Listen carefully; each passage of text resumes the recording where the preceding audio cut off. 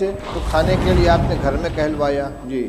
فبعث إلى نسائه فقلنا ما معنا إلا الماء نو گھر تھے، 9 گھر کے اندر سوائے پانی کے کچھ نہیں تھا جی. فقال رسول الله صلى الله عليه وسلم من يضم أو يضيف هذا. ایک بات درمیان میں عرض کر دوں، مولانا سعد صاحب نے بھوپال میں تقریر کی ہے کہ دعوت اور تعلیم دونوں سنت کے راستے سے ہٹ گئے ہیں، اور مثال اور دعویٰ کیا کیا ہے کہ صحابہ کرام رضی اللہ تعالیٰ عنہ خود رسول اللہ صلی اللہ علیہ وسلم کے گھر کا انتظام کرتے تھے. یعنی طالب علم کی یہ ذمہ داری ہے کہ وہ استاذ کی کفالت کرے. کہتے ہیں کہ صحابہ جنگل جاتے تھے، لکڑیاں کاٹ کے لاتے تھے، اس کو جلانے کے قابل بنا کر فروخت کرتے تھے، اور رسول اللہ صلی اللہ علیہ وسلم کے 9 گھروں کے اندر تازہ بکری کا گوشت روزانہ پہنچاتے تھے. یہ ہے یعنی بحیثیت استاذ کے کہ یہ شاگرد تھے اور استاذ کے گھر میں تازہ روزانہ بکری کا گوشت پہنچاتے تھے. اور ہم جو روایت پڑھ رہے ہیں اس میں کیا مل رہا ہے؟ اس میں یہ حضرت عائشہ رضی اللہ عنہ فرماتی ہیں کہ ایک چاند نکلتا تھا، دوسرا چاند نکلتا تھا، اور تیسرا چاند نکلتا تھا، اور رسول اللہ صلی اللہ علیہ وسلم گھروں میں آگ نہیں جلتی تھی. اور یہاں آ رہا ہے کہ 9 گھروں میں حضور صلی اللہ علیہ وسلم نے آدمی بھیجا ہے، اور سب جگہ سے جواب کیا آ رہا ہے؟ ما معنا الا الماء، ہمارے پاس پانی کے علاوہ کچھ نہیں ہے. یہ کیا حدیث کی تحریف نہیں ہے؟ یہ ازواج مطہرات کے بارے میں جو بات کہی جا رہی ہے صحابہ کے بارے میں کہ روزانہ ان کے یہاں بکری کا تازہ گوشت صحابہ کرام پہنچاتے تھے، اور آج طلبہ کو کھانا مطبخ سے دیا جا رہا ہے اور اساتذہ کو تنخواہ دی جا رہی ہے، لہذا تعلیم سنت کے راستے سے ہٹ گئی ہے.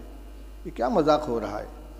یہ جتنے مدارس چل رہے ہیں، جتنے اکابر نے مدارس قائم کیے ہیں، تعلیم گاہوں کا انتظام کیا ہے، اصحاب صفہ نہیں تھے جن کے لیے صحابہ کرام رضی اللہ تعالیٰ عنہ لا کے انگور کے خوشے لٹکا دیا کرتے تھے، اور انگور اور کھجور کے خوشے لٹکا دیا کرتے تھے، اور ان کو اسی سے کھانا دیا جاتا تھا. وہ روایت نہیں آئی کہ رسول اللہ صلی اللہ علیہ وسلم مہمانوں کو حوالے کرتے تھے کہ بھئی اتنے کو کون کھلائے گا، جس کے گھر میں 2 آدمی کا کھانا اور تیسرے کو کھلائے، جس کے یہاں 4 وہ 5ویں کو کھلائے. صدیق اکبر اتنے آدمی کو لے کر گئے، فلاں اتنے آدمی کو لے کر گئے.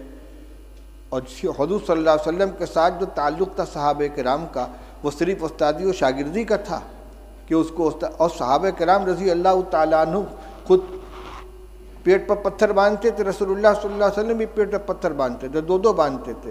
لہذا یہ کبھی اتفاق سے کوئی جزیہ پیش آ جائے اس کو دائمی معمول بنا کر پیش کرنا، یہ تو تحریف ہے کہ سنت کے راستے سے مدارس ہٹ گئے ہیں. نہ دعوت سنت کے راستے پر بچی، نہ تعلیم سنت کے راستے پر بچی ہے. کس قدر خطرناک چیز. کا مطلب یہ کہ عوام کو یہ سمجھا دو کہ مدرسے جو ہے سنت کے خلاف چلے جا رہے ہیں، لہذا عوام کا رشتہ مدارس سے بھی کٹ جائے اور علماء سے بھی کٹ جائے.